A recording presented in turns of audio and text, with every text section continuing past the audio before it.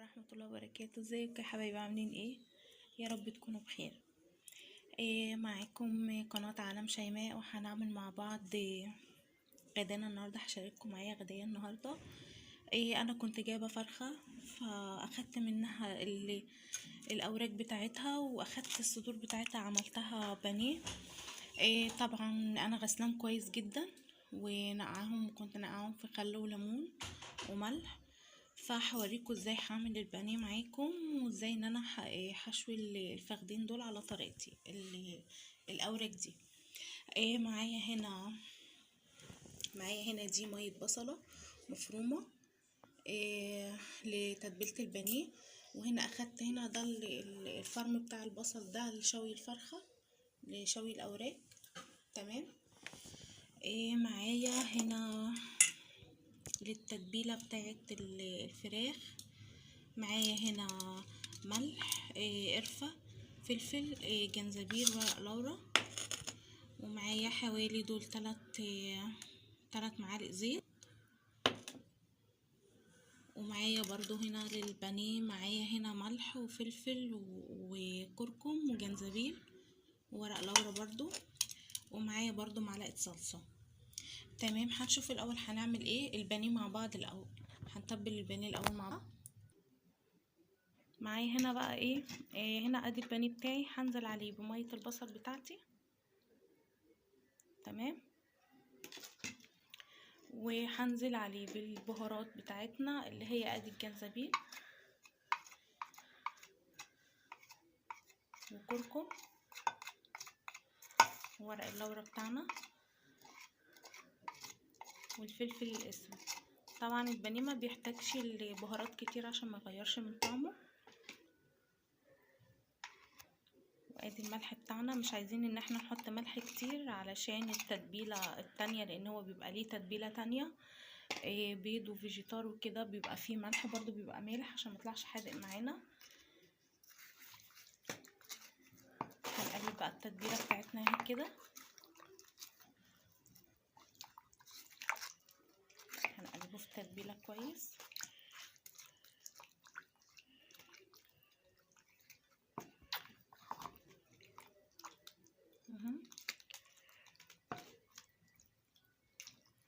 وهنسيبه معانا حوالي يجي ساعة كده او نص ساعة يشرب من التتبيلة بتاعته، وبعد كده ان احنا نقليه في الزيت. دي الوركين بتوع الاوراق بتاعت الفرخة، هنعمل لها برضو تتبيلة. معايا هنا اهو ادي البصل اللي احنا اخدنا المية بتاعته للبانيه، هننزل عليه بالتوابل بتاعتنا اللي هي الفلفل الاسود والقرفة والجنزبيل والملح وبهارات الفراخ وورق اللورا. والبصل ده برضو انا عامله معاه توم مهروس. وادي حوالي دول 3 معالق زيت.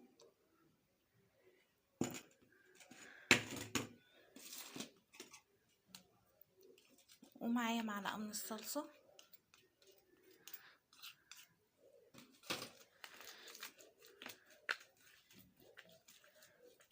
هنقلبها كده في بعضها.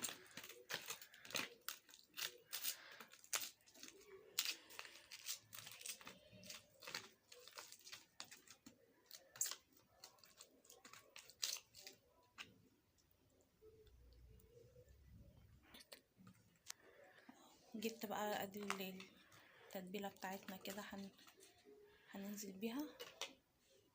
احنا هنستعمل ايدينا، طبعا ايدينا نضيفه.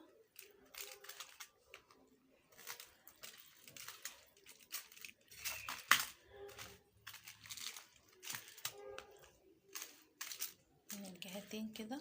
وطبعا انا مفتحه الاوراق بتاعتي بالسكينه علشان التتبيله تدخل فيها وتشرب منها.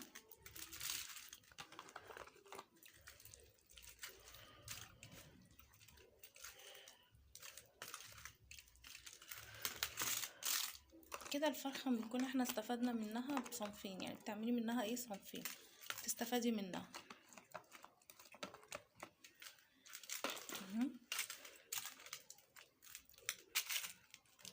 وطبعا هنلفها بالورق ده الحراري ده، وهنحطها في الفرن. معايا هنا بقى الخلطه اللي انا هعمل بيها البانيه. معايا هنا دي نص كوباية دقيق، معايا كيسين فيجيتار. طبعا انا كملت بالدقيق على ان هو ايه، عندي كيسين مش شوية شوية على البانيه اللي معايا.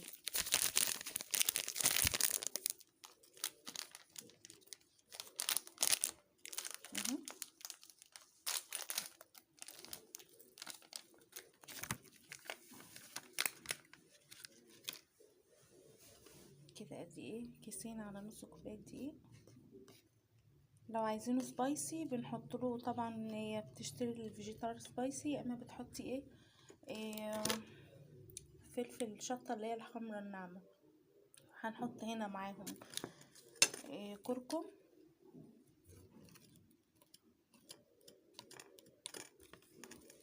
ملح، فلفل، ولو عايزينه سبايسي بنحط شوية شطة ناعمة معاه اهي.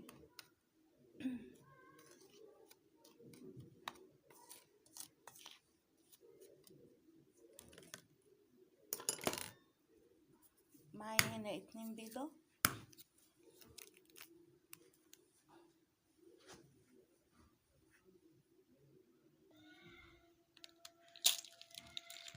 ادي بيضة وادي التانية. هنزل عليهم بشوية ملح وفلفل.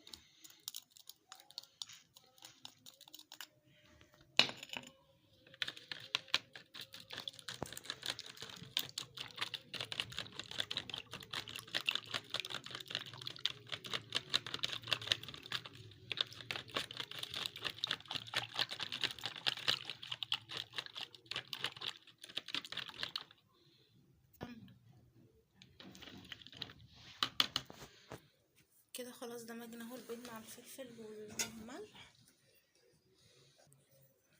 هنجيب بقى هنا قطعة البانيه بتاعتنا، هنحطها الاول هنا كده اهي،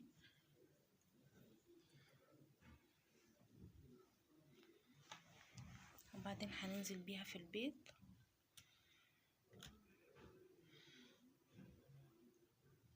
وهنرجع بيها هنا تاني.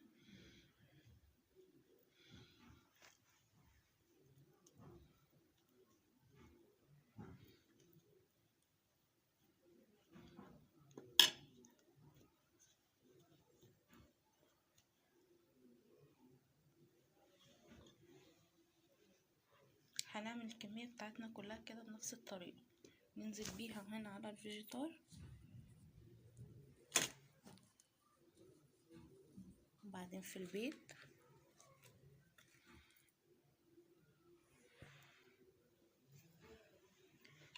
ومن البيض تاني للفيجيتار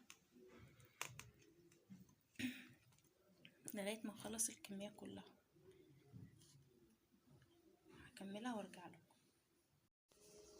ادي الفراخ بتاعتنا هي بعد ما خلصت، وده الصوص بتاعها اللي هو كنا متبلينه بيها.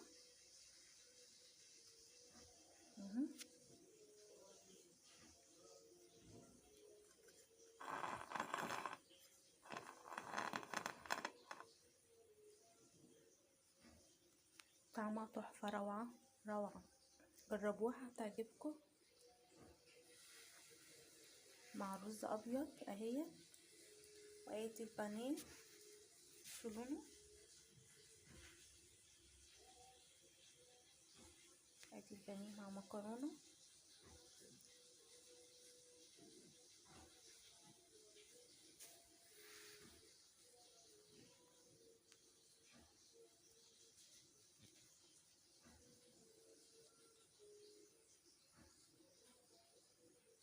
وده كان غدانا النهارده، حبيت اشارككم معايا فيه، يا رب يكون عجبكم وتكون الطريقه سهله وتكون خفيفه عليكم، واشوفكم على خير ان شاء الله في فيديو جديد من قناه عالم شيماء.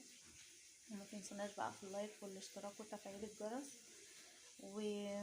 يا رب كده يوفقكم جميعا واشوفكم على خير ان شاء الله. السلام عليكم ورحمة الله وبركاته.